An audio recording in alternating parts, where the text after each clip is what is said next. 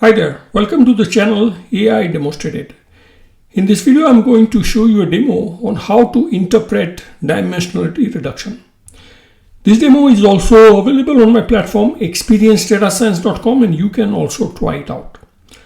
Let me first start by showing you a very high dimensional data which corresponds to video games.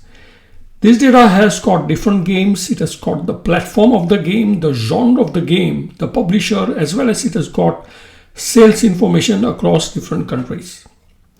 Let us start with the most popular dimensionality reduction technique, which is the PCA or the principal component analysis.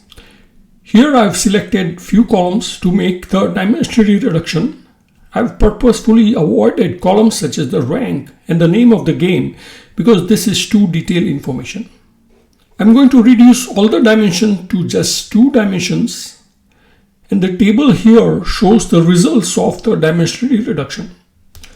In this table, you can see that you have all the fields from the source data, but in addition, you have 2 new columns which corresponds to the 2 dimensions which have been created by the PCA algorithm. Now, these 2 columns, the PCA1 and the PCA2, are in fact a representation of all other columns in the data. You can use the PCA1 and the PCA2 column to make a scatter plot which will allow us to visualize the entire data set but in just 2 dimensions. Now the question is, what does this scatter plot mean? And we can use some additional visualizations to interpret the x-axis and the y-axis of the scatter plot. Now this corresponds to the most important factors which has helped in reducing the dimensions. And below is the interpretation of the x-axis. The leftmost bar corresponds to the genre sports and the rightmost bar corresponds to the genre action. So this means that if you now hover over the points in the scatter plot which are on the left hand side, you will see that these points corresponds to the genre sports. And if you hover over the points on the right hand side of the scatter plot, you will see that these points corresponds to the genre action. Let us do the similar interpretation for the y-axis. The topmost part here corresponds to the platform DS and the lowermost bar corresponds to the genre sports.